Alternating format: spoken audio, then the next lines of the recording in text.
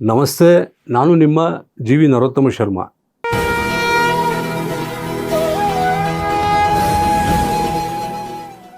ಈ ದಿನ ನಾವು ಫೆಬ್ರವರಿ ತಿಂಗಳ ಮಾಸ ಭವಿಷ್ಯಫಲ ಕಾರ್ಯಕ್ರಮದಲ್ಲಿ ಮಿಥುನ ರಾಶಿ ಸಂಜಾತರ ಮಾಸ ಭವಿಷ್ಯವನ್ನು ತಿಳಿಯೋಣ. ಮಿಥುನ ರಾಶಿಯ ಮೃಗಶಿರ ಹಾಗೂ ಪುನರ್ವಸು ನಕ್ಷತ್ರ ಸಂಜಾತರಿಗೆ ಅತ್ಯಧಿಕ ಶುಭ ಫಲಗಳುಂಟು. ಆರಿದ್ರ ನಕ್ಷತ್ರ ಸಂಜಾತರಿಗೆ ಶುಭಾಶುಭ ಮಿಶ್ರ ಫಲ. ಈ ಫೆಬ್ರವರಿ ತಿಂಗಳಲ್ಲಿ ನಿಮಗೆ ಬಹುತೇಕ ಎಲ್ಲ ವಿಚಾರಗಳಲ್ಲೂ ಒಂದಲ್ಲ ಒಂದು ರೀತಿಯ ತೊಂದರೆಗಳು ಕಾಡಲಾರಂಭಿಸುವ ಸಾಧ್ಯತೆ ಇದೆ. ಹಾಗೆಯೇ ಕರ್ಮಸ್ಥಾನದಲ್ಲಿ ಶನಿಯ ಸಂಚಾರವಿರುವುದರಿಂದ ನಿಮ್ಮ ಮುಖ್ಯವಾದಂತಹ ಕೆಲಸ ಕಾರ್ಯಗಳಲ್ಲಿ ಅಡೆತಡೆ, ವಿಘ್ನಗಳು ಹಾಗೂ ಮಂದಗತಿ ನಿಮ್ಮನ್ನು ಸತಾಯಿಸುತ್ತದೆ. ಇದರಿಂದಾಗಿ ನೀವು ನಿಮ್ಮ ಒಂದು ನೈತಿಕ ಸ್ಥೈರ್ಯವನ್ನು ಕೂಡ ಕಳೆದುಕೊಳ್ಳುವಂತಹ ಸಾಧ್ಯತೆಗಳು ಉಂಟು. ಆ ರೀತಿ ಆಗದೇ ಇರಲು ಪ್ರತಿನಿತ್ಯವೂ ತಪ್ಪದೆ ಶ್ರೀ ವಿಷ್ಣು ಶತನಾಮ ಸ್ತೋತ್ರವನ್ನು ಪಠಿಸಿ.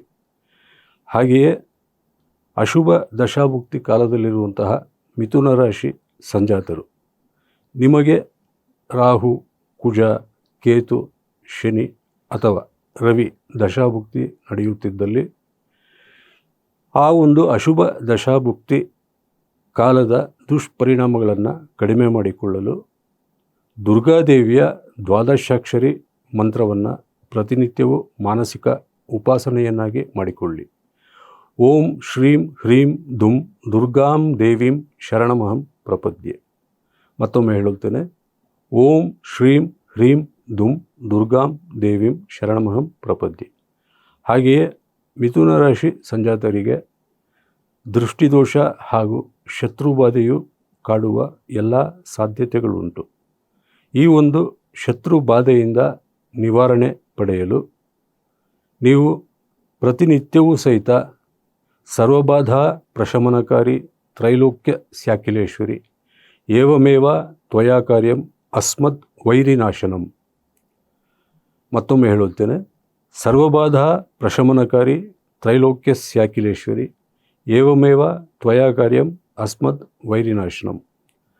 ದುರ್ಗಾದೇವಿಯ ದ್ವಾದಶಾಕ್ಷರಿ ಮಂತ್ರೋಪಾಸನೆಯ ಜೊತೆಗೆ ಈ ಒಂದು ವೈರಿನಾಶನ ಮಂತ್ರವನ್ನು ಸಹಿತ ನೀವು ಮಾನಸಿಕ ಉಪಾಸನೆಯನ್ನಾಗಿ ಮಾಡಿದ್ದೇ ಆದಲ್ಲಿ ನಿಮ್ಮ ಶತ್ರುಗಳಿಂದ ನಿಮಗೆ ಯಾವುದೇ ರೀತಿಯಾದಂತಹ ಸಮಸ್ಯೆಗಳು ಉಂಟಾಗದು, ಶತ್ರುಬಾಧೆ ನಿವಾರಣೆಯಾಗುತ್ತದೆ ಹಾಗೂ ನಿಮ್ಮ ಎಲ್ಲ ಕೆಲಸ ಕಾರ್ಯಗಳು ಸಿದ್ಧಿಯಾಗಲು ಅನುಕೂಲವಾಗುತ್ತದೆ.